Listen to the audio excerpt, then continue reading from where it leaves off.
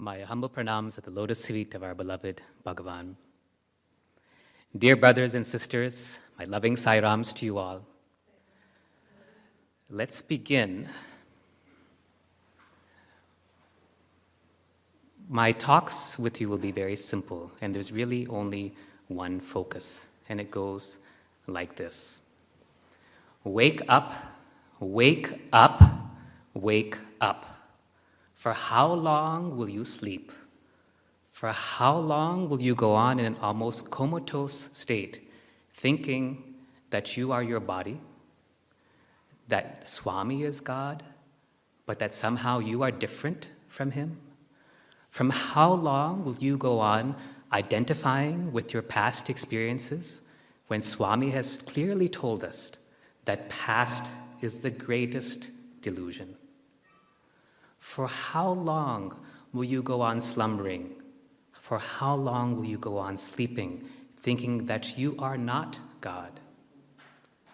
For how long will you wonder when someone like myself comes here and says that, yes, Swami is God, but how can I be God? How long will you go on deluding yourself? It is time to wake up. The truth is very simple, and it actually only needs a few sentences to summarize. And it would go something like this. You are not the body. You are not the mind. You are not your memories. You are not the ego or your personality. All of the things that have happened to you in this birth is just a dream. No more real than a dream you had 10, 15, or 20 years ago. You are not the body. You are not your thoughts. These are all things that you have put on, just as you have put on the clothes that you came into this hall with. They are not you. The true reality is that you are God. You are Sai. And that Sai, that eternal, omnipresent Sai, is all that exists. Swami has been telling us this truth for so many decades. Yet somehow we slumber on, thinking that, no, how can it be true? Come, let us sing a bhajan, okay, and then go back to sleep again. You are that truth, and that is why you have this physical birth. You have this dream birth in a dream creation, in a dream universe, dreaming all the time that you are somehow different from God. All that exists is the eternal, omnipresent Sai, and that is it. Now, earlier this afternoon, I had a conversation with one of the devotees, and he was saying, yes, I know all that, but how come it's so difficult to understand, to experience? It's actually not very difficult. It's actually quite simple, but there are certain qualities, certain characteristics that prevent us from experiencing this truth. Swami says that this whole creation is like a mirror, what we see to see our own reflection in. Actually, what we perceive is simply our own reflection, as everything is reflection, reaction, resound. But there are certain qualities that happen that cover the mirror, that prevent us from seeing what we truly are. All of us, we look in the mirror every day after we take our bath, after we take our shower, and we look at ourselves as we are. But suppose that mirror were covered with dust. Suppose the mirror were shaking. Suppose the mirror were covered with a cloth. We would not be able to see ourselves at all. And this is what happens to all of us. This is why we're not able to realize the truth. I want to go over what these qualities are and how we can get rid of them. This is what I'm going to focus on for this first talk today. For tomorrow's talk, tomorrow morning's talk, we will be discussing how we can achieve self-realization through the path of wisdom. Right? There are three paths that Swami gives us traditionally. The path of love, which is so predominant in the Christian tradition, it's so wonderful. The path of love and the path of service. Both of those are wonderfully predominant in the Christian tradition. We'll be discussing the path of wisdom first, and then in the afternoon, we'll discuss how we can achieve self-realization through the paths of love and service. And then on Sunday, in the final talk, we'll be discussing how we can I'll tell you a story that will introduce the last talk. Once a devotee asked Swami, said, Swami, tell us what is the best type of devotee? And then Swami proceeded to tell this story. He said that once when God had come in the form of Krishna in the previous avatar, he was sitting by the side of the Yamuna river. And a devotee came to him at that time and said, "Oh Lord Krishna, please tell me, what is the best type of devotee?" So Krishna had the devotee go into the river and bring out a rock. And he asked the devotee to look at the rock. And he said, "Krishna, the rock is wet." So Krishna said, "The first type of devotee is like this rock. As long as it is immersed in the river, it remains dry." Now he said, remains wet, it's wet on the outside. Then he asked the devotee to break the rock. And so the devotee took another stone and hit the rock a few times until it broke. And he asked him to look inside the rock. It was all dry. It was only the outer part that was wet. And so Krishna said that first type of devotee is like this rock. Outside they may have the covering of devotion, but inside they are as hard as a stone. Then Krishna asked him to let us see the second type of devotee. So Krishna himself went to the edge of the water, and he took the hem of his silk dhoti, his silken garb, and he dipped it into the water, and it became wet. And he said the second type of devotee is like this. As long as they are in the water, they are wet with the devotion of love. But then after a few minutes, as the breeze was blowing, Krishna's garb became dry. And he says, this is what happens to this type of devotee. After some time, they lose their sweetness. They lose their devotion. They become dry again. This is the majority of devotees. As long as you are here in this beautiful, inspiring environment, filled with so many other devotees, inspired by the activities that are going on, you are soaked with that sweetness of devotion. But as soon as you go home, Maya takes over and you become dry as a rock again. Right? This happens to many of us. Then Krishna said the third type of devotee is like this. And he asked that devotee who had come to him to bring some sugar candy. It just had happened that that devotee had gone to a town, had gone to a temple, and as prasadam had received some rock candy. And Krishna took that rock candy and put it into the river. And what do you expect would happen? The rock candy dissolved into the river. And he says, this is the best type of devotee. They lose themselves in the sweetness of the Lord. There was no more rock candy. It was just the river there. And this is what happens to the best type of devotee. So in the final talk on Sunday, this is what we'll talk about, is how to lose ourselves in the sweetness of Sai. On Saturday evening, there's a question and answer session. So if you have questions that come up during the talks, or if you have general questions, then those can be written down on cards that you can get from the coordinators or the Sevadals, and those will be answered as appropriate. During each talk, I will give you homework, okay? And take this homework very seriously. The homework will be a series of practices that I'm going to expect all of you to do. And what I will do on the subsequent talk is ask for volunteers to describe their experiences with the homework. And I will also pick a few people randomly from the audience to discuss the homework. There will be different types of homework because there are many different types of devotees here. If I look about the crowd, I see that there are some devotees who are just starting their spiritual practice. I won't say beginners, because in spirituality you never know. Someone who's just starting today may become like this tomorrow, and somebody who's been practicing for many decades may only stay there. So we don't know. So let's say people who are just starting their spiritual practice, there'll be other practices for people who've been going on for some time, and there'll be a few practices for those who've been practicing for quite some time and are able to grasp that particular type of work, homework that is being given to them. Please take the homework seriously and do it sincerely. When you report the results, do not feel like you need to say what I want to hear or what you should be saying. Say it as it happened, because if you have trouble with the homework, chances are that other devotees will also have had trouble, and by your saying that, we will work through that difficulty together so that everyone is benefited, okay? We're not here to punish anyone by asking you to you're not going to get a scolding, but we want to see what is happening so that we can identify those blocks and work through them. So this is the pattern of the talks. Are we clear on what's going to happen? Yeah? Swami says,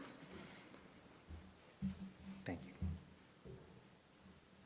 He has a wonderful saying that I follow constantly. He says, first be clear, then everything will follow automatically.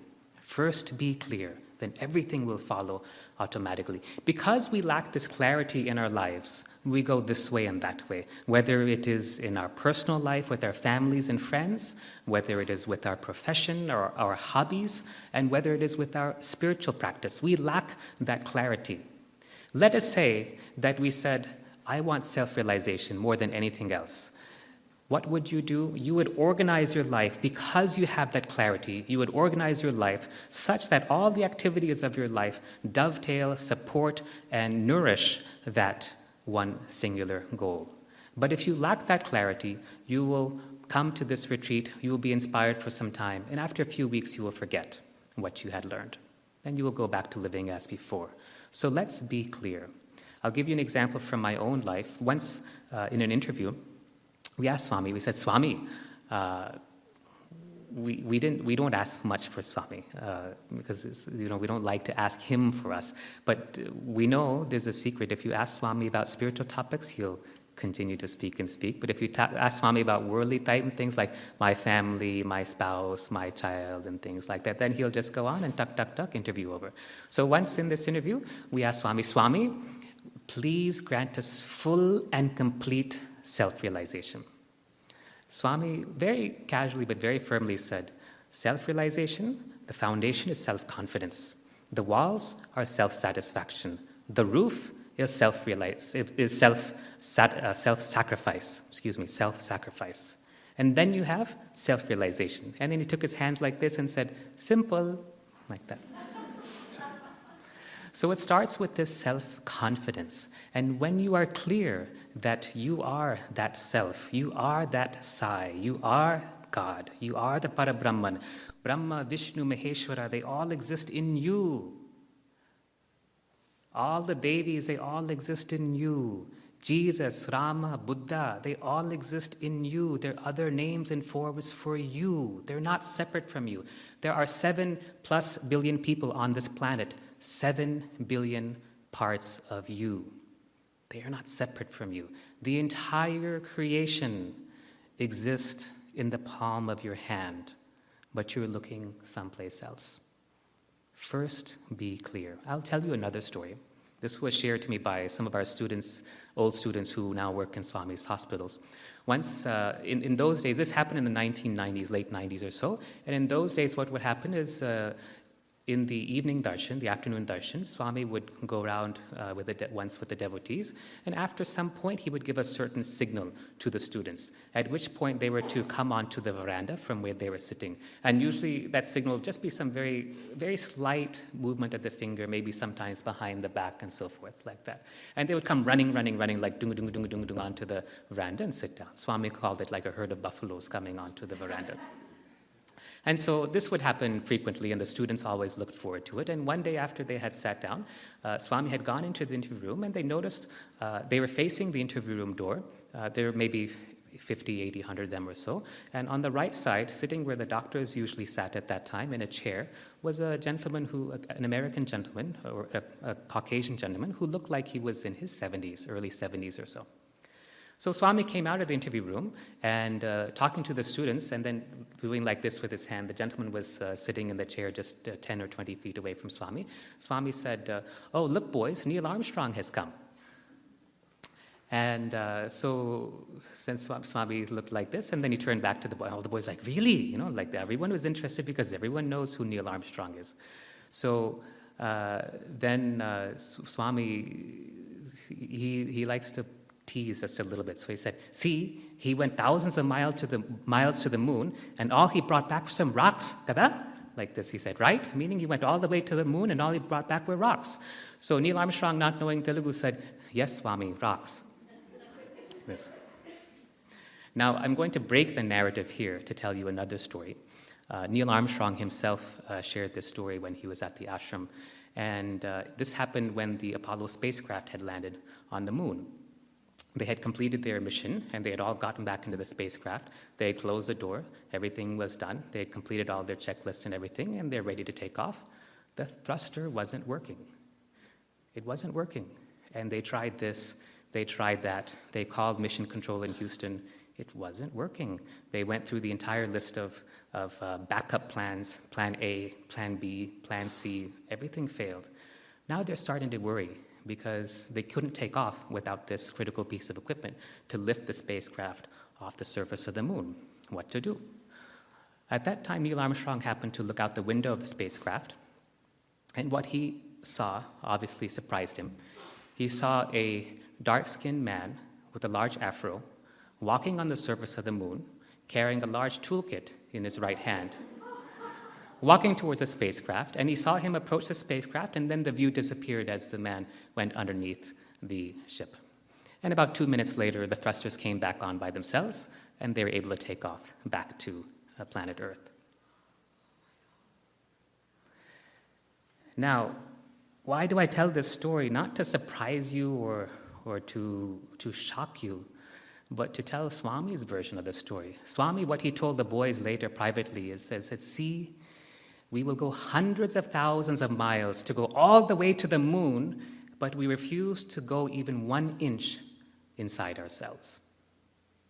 That is the lesson from this story. We'll travel so far, we'll do so many things, but to go even 1 inch inside, We will travel all the way to Sloatsburg, New York to hear someone speak. We will go all the way to this place. We will do all these things. But to look inside, people will say, no, I can't do it. I don't know how. I'm not good enough. That is for rishis or munis, people who have been doing sadhana for so many years. Wake up. How long will you sleep? Saying the same old excuse lifetime after lifetime after lifetime. Wake up. This is your opportunity.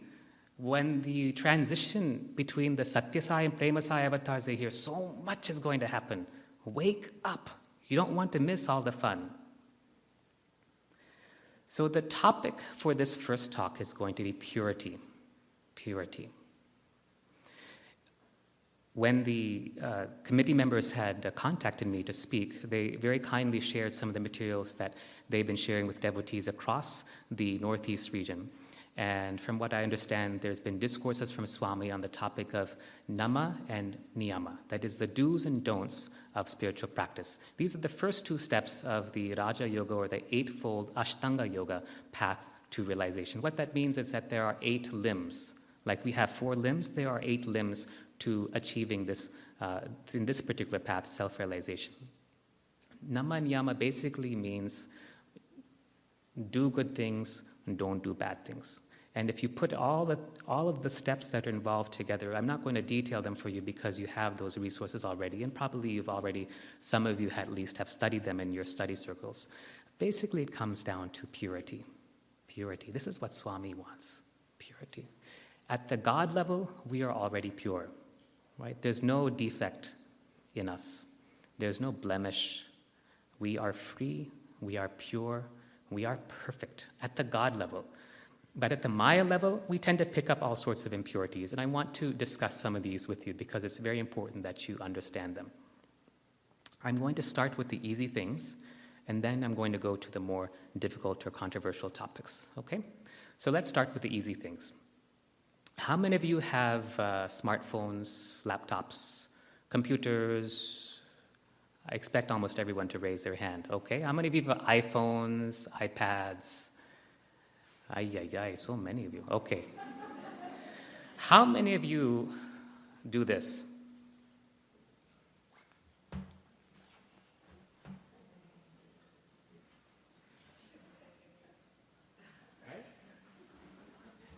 Now, not one time, 20 times per day, right?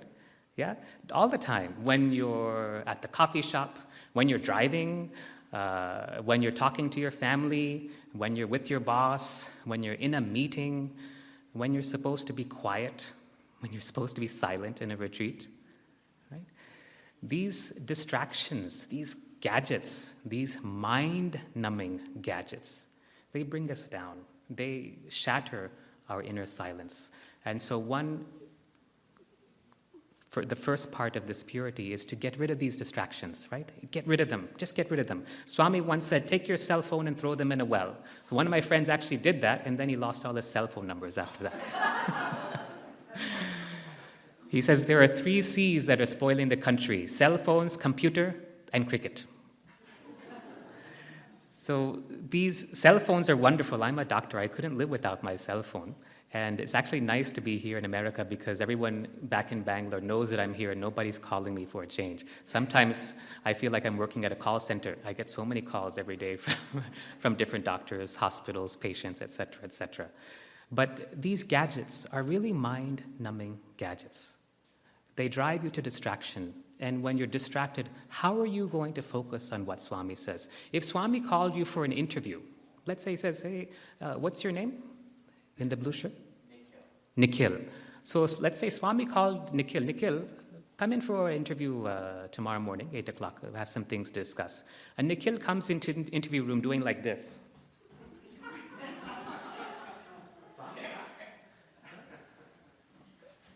Nikhil would be Vibhuti after about 2 minutes, right? These gadgets are driving us to distraction, and what happens is we get addicted to them. And we know this because how many of you had teenagers, teenage kids? What happens if you take your gadget away from your teenager? Right? Mutiny. Right? Yeah. So adults are bad, but the reason kids are so bad is because the adults are setting such a bad example. When the parents don't have sense control, how will the children control their senses? Really, right? When the parents are not able to discipline themselves with the devices and technology that they use, how can you expect the children in the home to do the same? So it starts with the parents, and you have to practice this discipline. What I do in my personal life is I use my phone because I need it for hospital calls and so forth, and I limit the interaction with this device. It's not that it is bad, it is not that it is good. It is just a piece of technology. In the hospital I use, as Satya has said, I use very high-end computers every day.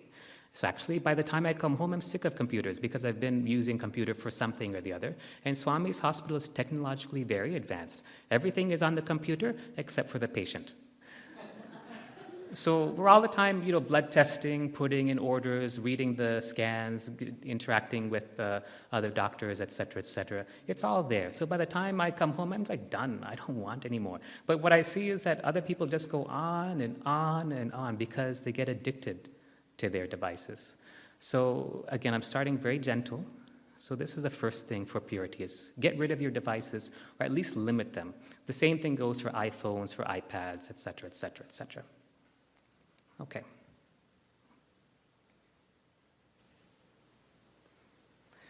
The second area of where impurities come is, and let me, before I go on to this, let me just say what Swami had said about cell phones. He says the youth are spoiling themselves because of these cell phones. You know what kids do. They download internet pornography onto their phones. They watch all sorts of things that they shouldn't be looking at. They do sexting, things that they shouldn't be doing, that no one should be doing through their phones. This is why the cell phones are so harmful. But they distract us from what we're really here to do, which is to realize that we're God. There's only one life purpose. That purpose is to know that you are God. Swami's will is for you to know that you are Swami. Not the physical form of Swami, but you are the eternal, omnipresent Sai, and that is who you are. And all these things, just distractions, they're distractions. Once, one of our senior faculty members, who is a very, very wonderful professor in Swami's Vrindavan campus, shared this story, and I'll just briefly summarize it. He was a college student in those days, and he had gone back to his home in Delhi, and it just so happened that a new neighbor had moved in, and there was a young man about his same age. And this young man, who was not associated with the Sai organization, with Swami's work in any way, just couldn't understand how this young gentleman, our Sai student at the time, could just drop everything and go to Swami. How do you know that Swami is real? What is Swami all about? He's asking so many questions, and our young gentleman tried to explain everything to his best ability, but somehow this young man just couldn't get it. It didn't sink in, did not register. So this young man went back to Puttaparthi, and Swami spoke to him, and he said about that boy, he said, too many attractions. Too many attractions. It's these attractions that distract us, they pull us off the path, and they degrade the divinity within ourselves. I'm going to go over some more of these because they're very important. I know that usually in the Sai Center, we talk about pretty good topics, but we may shy away from some of the more controversial things. And I'm not one to shy away from controversy, so I'm going to address these directly. Let's go on to the next one. Internet pornography. Internet pornography. It is very addicting. It is very degrading. Its energy stays with the person for many months after the event. The energy stays on the tablet, on the phone, on the laptop, on the computer, on the desk, on the furniture, where those events were viewed for many, many months afterwards. It's a very vile, very degrading, and very, very addicting energy. But what's surprising to me is that when I talk about this with Sai devotees, even amongst some of the men, I see that they say, but what's the problem? Everybody does it. Like, hello? What's wrong with you? And I'll tell you from my perception, I can see that some of the men have been doing this.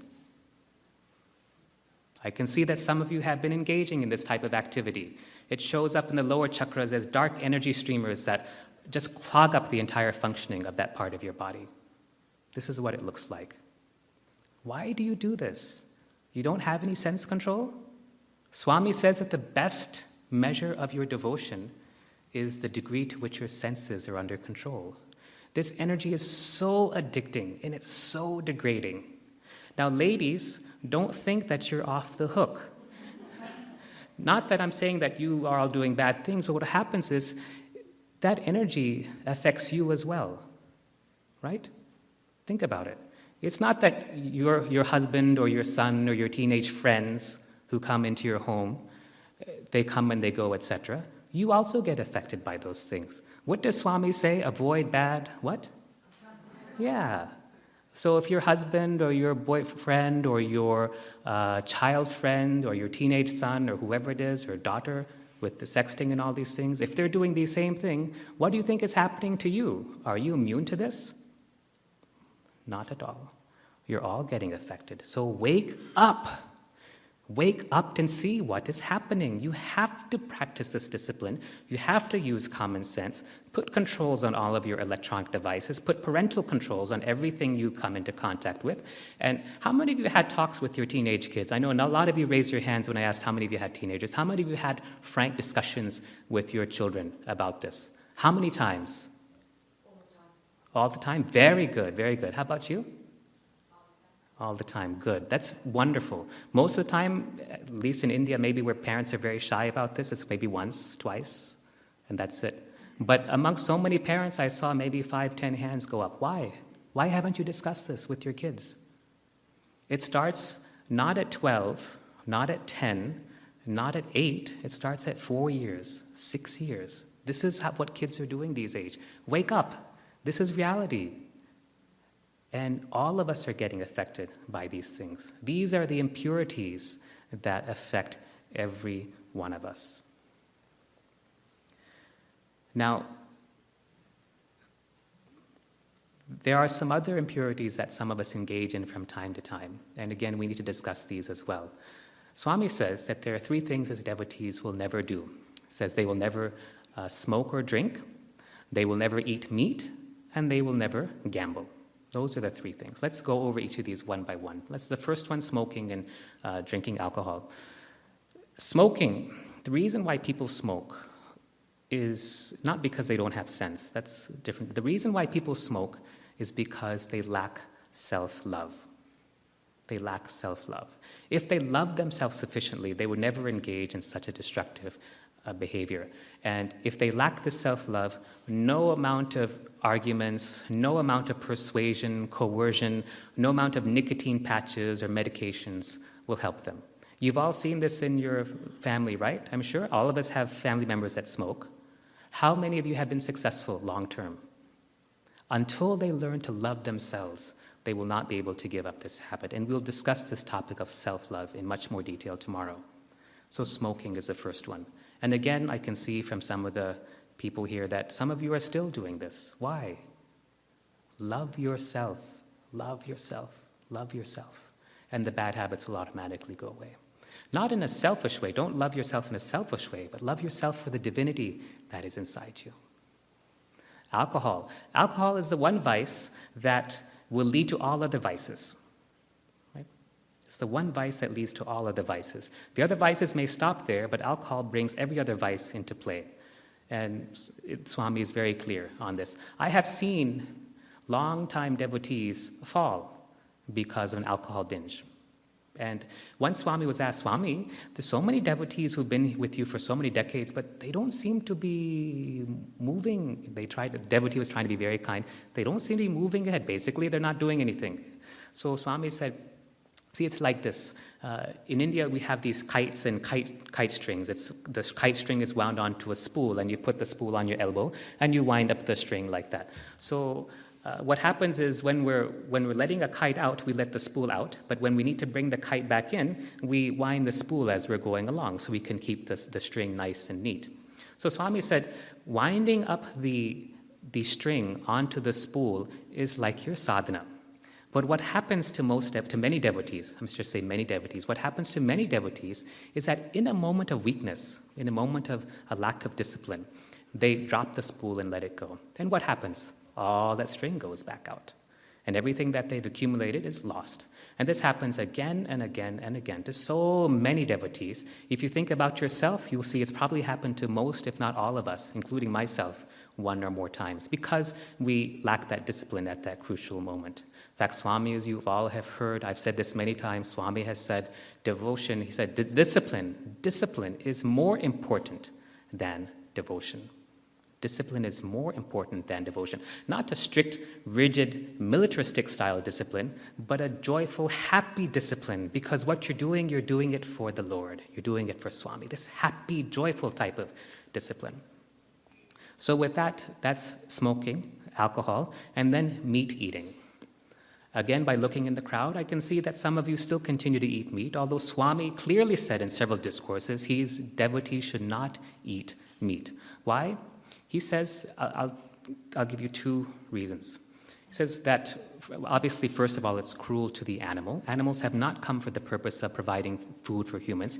He says, yes, you can take some milk from a cow or a goat, that's okay, but to kill an animal is cruel. What happens is that the one who kills the animal, the one who cooks or prepares the animal, the one who serves the animal, and the one who consumes the animal, they all accrue karma. Okay? All four of them. So many times when I talk about this, there's often, almost always one housewife, and I'm telling you now so you don't have to write it down as a question. There's always one lady who will ask this question. My husband or my relatives, or usually my in-laws, will want me to prepare meat. What do I do? The one who kills the animal, the one who prepares the animal, the one who serves the animal, the one who eats the animal, they all accrue karma. This is how it works. So if you want to continue earning karma, that's fine. Continue as your path. Otherwise, you can, in a loving way, set up a sense of discipline as saying that this is not going to happen in our house. Finished. Now, it goes beyond that. Swami once said, I don't want to get into too many esoteric subjects, but we do need to understand some of the higher things behind this so that we can take it in the right light.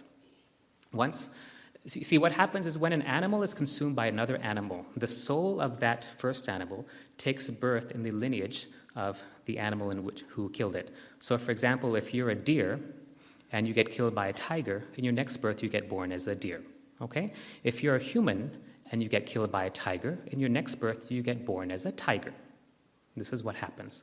So what would happen in the olden days meaning like Treta Yuga, Dwapara Yuga, when they understood this properly, is that when they recognized that the soul had been consumed by an animal and that soul had been lost into the animal lineage, they would then bring that animal to a certain special sacrificial area.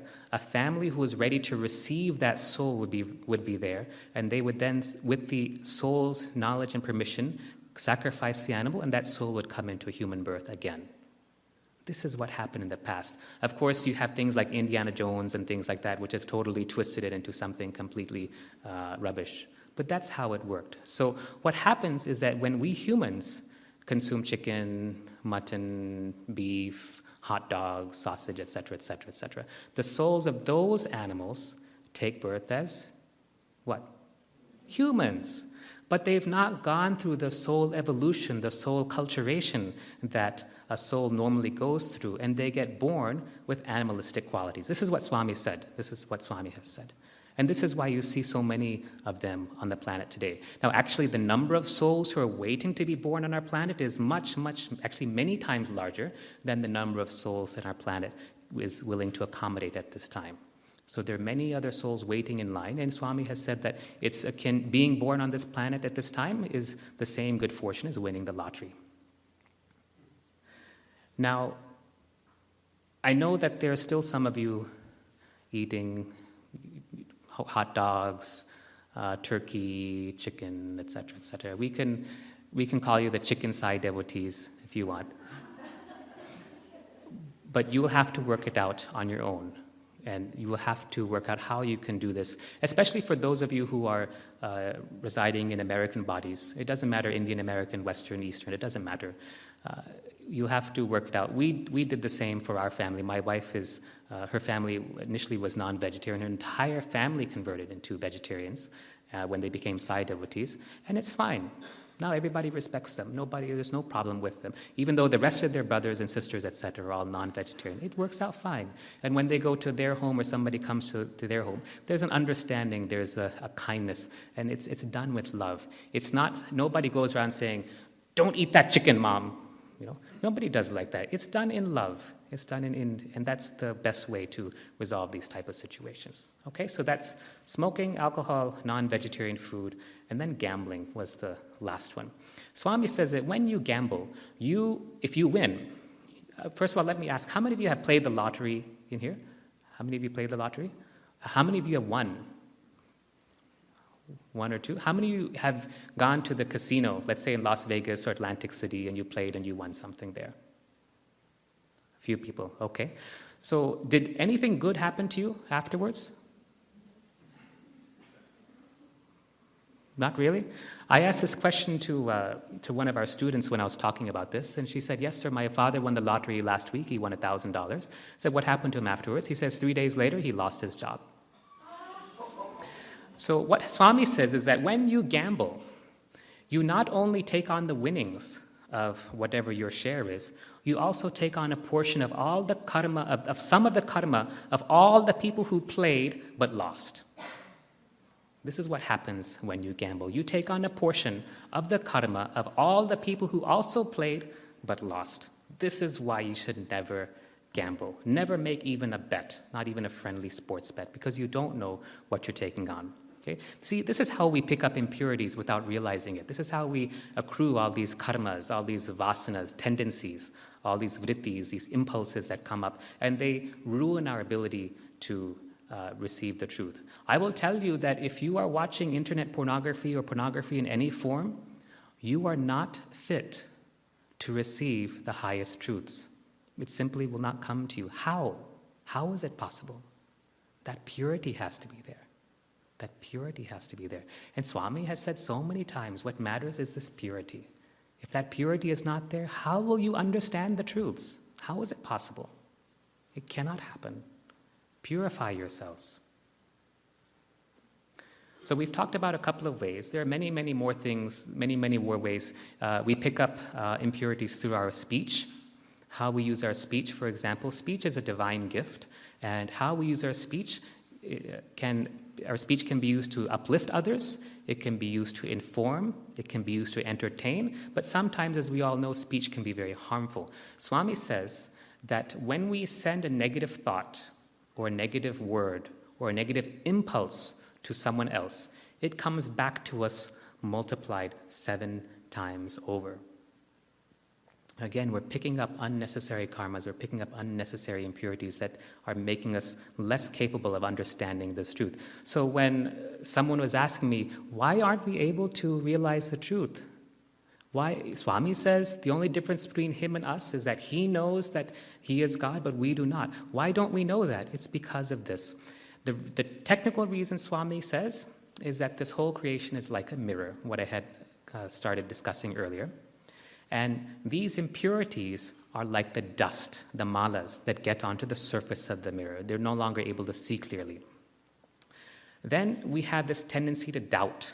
this tendency to waver. Those are called vikshepa. And that is the like the shaking of the mirror, so it's no longer steady. If the mirror is moving, you won't be able to see your reflection properly, correct? So these doubts, I would suggest have firm faith. Swami is God, and so are you. Everything is God. Is there anything in creation that is not God? Is there anything in creation that is not perfect as it is? Is there anything that exists beyond God or besides God? I'm not able to see anything except God. Everywhere I look, everything that I see, everything that I touch, everything that comes in contact to me is God. The podium, the microphone, the people sitting before me, it's all Swami. Everything is that divine self. But to perceive it, you have to get rid of these impurities. You have to get rid of this wavering tendencies. Get rid of these doubts. Swami says doubts will destroy. And so whatever doubts you have, it doesn't mean you suppress your doubts. Get over it and find the answer quickly so that you can get rid of the doubts and move on. And the third quality that covers this mirror is the avarna. That is it's like a cloth made up of mine and my, these things. What is mine, what is yours? Ego, basically, ahamkaram. And that only the grace of the Lord can remove. But I'll tell you a secret. If you achieve purity, Swami will automatically remove that cloth for you. He'll take it off for you. He loves it. All you have to do is have that purity. That's enough. That's enough. Now then, how do we achieve that purity? I've discussed some of the things that cause us to become impure. Remember that at the God level, we are already pure. We're already divine. But how do we achieve that purity? How do we remove whatever impurities we have already accrued?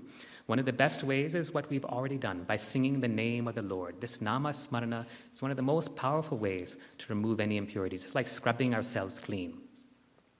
A second way is through service. Again, something we're all doing hopefully on a regular basis.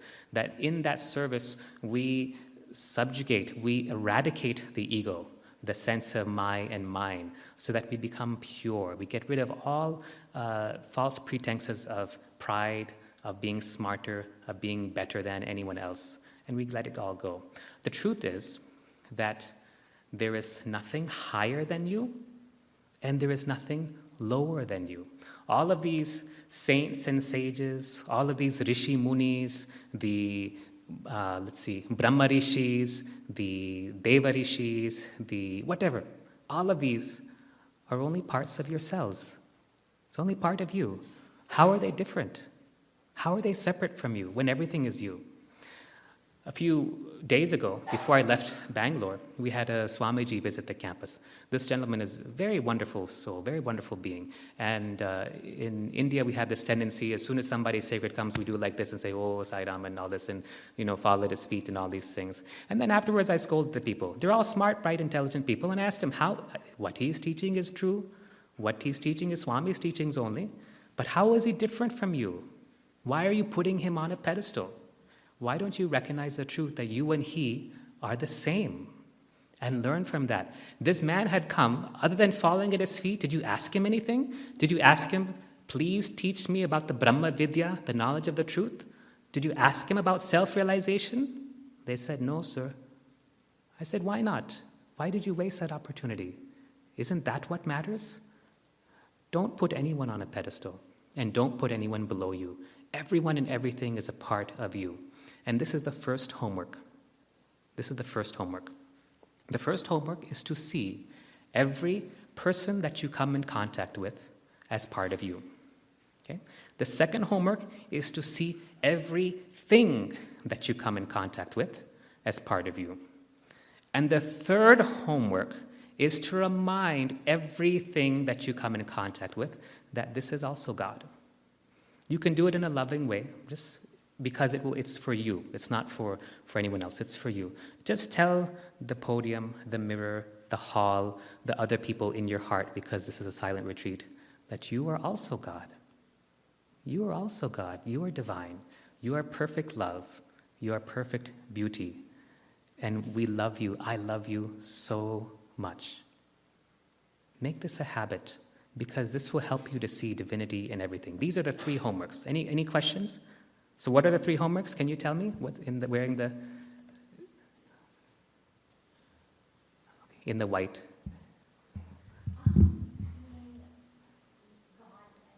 Seeing God in every person. Second is seeing God in everything. And third? That's tomorrow's homework. Everything that you come in contact with, you are going to remind them, because they forgot. They forgot. You're going to remind them that it is also God. Remember the weeping sari story that happened so many years ago? Swami had chosen some saris to give to the ladies, and the ones that he had chosen, he had kept on one side, and the ones that he had not chosen, he kept on a table. And when Hislop came into the room, he saw that the saris were weeping. There was actually tears coming from the saris, and he asked Swami about it. He said, everything is divine, everything is consciousness, and these saris were feeling rejected because I had rejected them, and that's why they're crying. And then Swami took those saris and distributed them to the other ladies who he felt needed them. That's the weeping sari story. Everything is divine. Everything is consciousness. Everything is your eternal, omnipresent Sai. See it as that. That's the purpose of this homework. Why? Because we forget. And when you remind everything, the microphone, the podium, your socks, your shoes, whatever it is, you are also God. You're reminding yourself that everything is God. And what happens? Most of you drove here today, right? All of you drove here today. How many of you, as you were driving, felt a little bit of grr as somebody was driving near you? Yeah? Dr. Michael first one to raise his hand, right?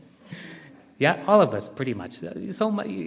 Now suppose that this car or driver or whoever cut you off, and you saw that in the driver's chair was Swami, and Swami, as he passed you by, did like this, and then drove on. What would you do then? You would probably laugh and go on your way. Everyone is Swami. Everyone is Sai. And that's the purpose of this homework. So there's 150 some people here. I want you to see 150 Swamis for this weekend. Okay? All right? And I really want you to see them. Not just, intellectually see them. I really want you to see them as Swami. I want to see how deep you can take this practice. This is a very basic practice, but a very critical one. How deep can you take this practice? Okay? Now, for those of you who are familiar with this type of practice already, I'm going to give you a little bit more advanced homework to do. Now I want you to love them as Swami. In the first step, you were just seeing them as Swami, and you were saying, Swami, inside of you. Now in the second step, I want you to love them as Swami. It does not mean, and please don't do this because Al and the others will kill me, don't fall at their feet, don't go ask them for an interview, don't do any of those things. But inside, I want you to give them the same love and adoration that you would give Swami. I'll tell you a story. Once, this happened in the 1990s when Mother Teresa was still living, and Swami sent one of the doctors who was at that time working in the super specialty hospital in Puttaparthi to Kolkata, at that time called Calcutta, to meet Mother Teresa and to spend some time with her. That's all. Just go and spend some time with Mother Teresa. No other instructions were given. So this doctor dutifully left for Calcutta and went with Mother Teresa and stayed at her home as a visitor for some time. And it just so happened that one day, as they're going through one of the homes for people with leprosy, Mother Teresa saw this leprosy patient full of pustules and wounds and just gaping sores, and they were just oozing pus, oozing pus. Mother Teresa immediately went to that patient and with the hem of her own sari started to clean up his wounds. The doctor said, wait, Mother Teresa, I'll get you some gloves, I'll get you some cotton gauze, wait. Mother Teresa very gently, very sweetly just told him to wait, and she finished up her work. After she was finished, she cleaned off her own sari with soap and water and cleaned off her hands, and it was done. Then Mother Teresa asked the doctor, said, are you a devotee of Sai Baba? He said, yes, Mother, yes, Saidam. Mother Teresa asked, if your Sai Baba had been sitting there with wounds, bleeding pus and blood, what would you have done? He said, Mother, immediately I would have gone and treated him. Mother Teresa said, you see, for me, this person here is my Jesus Christ. And when my Jesus is here, bleeding pus from his wounds, won't I automatically go to him and tend to him as if he were Jesus? Now, the doctor went back to Swami, and as usual, Swami pretended like he doesn't know anything. And he was walking around. He said, oh, you've come. I said, yes, Swami, I went to Kolkata just as you had said. Oh. And then Swami's looking up like this. And he looks back and says, oh, you saw Mother Teresa? Says, yes, Swami, I saw Mother Teresa. Acha. Then what did she say? Swami, we saw the home for people with leprosy, and we saw all the patients and how she's taking care. They're really doing wonderful work, Swami. Oh, he said. And then Swami said, did you see the person with leprosy who was bleeding pus and blood from his wounds? Yes, Swami. What did Mother Teresa do? And then the doctor explained. And then what did she say? The doctor said, Swami, she said that I see each person as Jesus, and I'm treating this person as if he were Jesus Christ. Then Swami said, acha, very good, very good. Then Swami said, this is how I want you to treat every person you meet. Okay. So this is the next level of the homework. In the first level, you're just going to see each person as God, as Swami, or if you want, as Jesus or Buddha, it doesn't matter, whatever is your preference. In the second level of the homework, you're actually going to love them as if they were Swami. Okay? Is that enough homework, or can I give you one more? One more level, okay? One more level of homework. In the third level of homework, we'll see how we can do this one. This one may be a little bit tough, but let's see how we can do it. In the third level of homework, you're going to lose yourself in that love. You're going to lose yourself in that love. You will lose yourself. You will become like that sugar candy in the water that dissolved in the sweetness of Krishna. You will lose yourself in that love. There's no longer a you. It's just Sai. Just seeing that person is enough. In my practice in Swami's hospital in Whitefield, I see, in Cleveland, when I was in Cleveland Clinic, we were seeing 13, 14 patients per day. I thought, such a busy day. Here in Swami's hospital, I see 40, 50 patients per day, and I still have so many other things to do on top of that. And despite seeing so many patients, we're still able to treat everyone with utmost kindness, utmost respect, and very importantly, the utmost quality. So my practice, this is my personal practice, is when each person comes in, I see them automatically as Swami. They're Swami to me. It's as if Swami has walked into my room, and I give them the same love. And the love that comes pouring from me to that patient is enough. It doesn't matter what medicines I give them. It doesn't matter when I schedule them for surgery. That love is enough to bring about the healing that's required. That is what matters. When I'm taking care of them, when I'm measuring their blood pressure cuff, when I'm measuring their blood pressure with the cuff, the sweetness and the kindness with which that cuff is put on their arm. It's not like I just hastily pull up their sleeve and then slap the blood pressure cuff on. There's such sweetness, there's such love. And I've actually had patients shed tears in front of me because of that love. It's Swami's love only.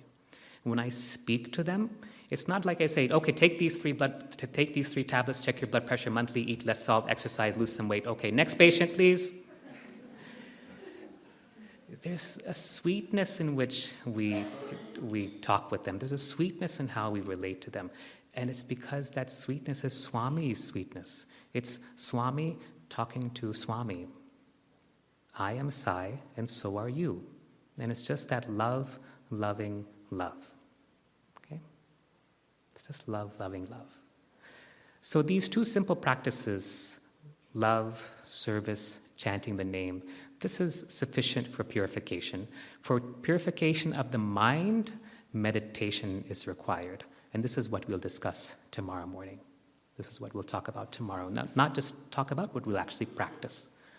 Okay? Let's end with, before I end, are there any questions? Feel free, because you're not going to be able to talk for the next 48 hours after this. Al. You mentioned chicken, fish, meat. What about eggs? In the ashram, they don't allow eggs. But I know that for some people, specifically individually, Swami has said that they can eat eggs. In general, it depends. It's very easy to get a sufficient amount of protein. Here in the West, we worry about protein, and as if we don't get enough protein. Most people have too much protein. Most people have too much fat and too much calories also. So as long as you get a sufficient amount of protein, then that's enough. It has to be high-quality protein, though, with a diverse component. And you can get that from vegetable sources as well. Okay. Eggs have a rajasic quality. They're a quality of rajasic, so that's why we tend to avoid them for spiritual purposes. So that means that they dull the consciousness? Is that what? Yes. Yeah. Even too much cheese does that. Too much milk, too much yogurt. It's okay to have them in moderation, but if you go out and have a double or quadruple layered cheese pizza, next day you're going to feel very dull and down, and your consciousness will also come down. What about what's the word called? It's like a dairy-based protein powder, or is it like a milk? See, for me, food is very simple. Eat the food that has the highest life force. Eat the food that has the highest amount of prana. I've been in the U.S., back again in the U.S. for about 5 days now, and I think it's been, we didn't have a microwave oven when we moved back to India. We don't have a microwave oven still. And you know how it is when you microwave your food, one side will be hot, the other side will still be cold. You know, all this. And this is how it is, I thought. And then they're making all this delicious food, and then I'm seeing that it's all frozen vegetables.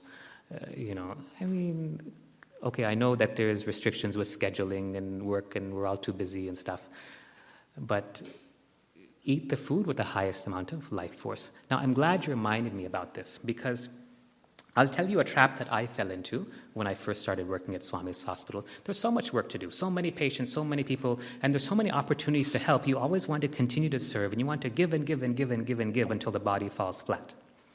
So that trap happened to me as well, and I forgot that, when it comes to service, who is serving whom?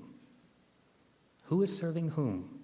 The patients are Swami, the elderly people in the nursing home are Swami, the ones coming to sing for them are Swami, the ones moving the chairs in the morning are Swami, the ones who are cleaning the dining hall are Swami, the chairs that are being moved are also Swami, the dirt that is being swept up is also Swami, the ones who prepared the food are also Swami. Everything is Sai. Can you point to anything in creation that is not Sai? I can't find anything, and I've looked and looked.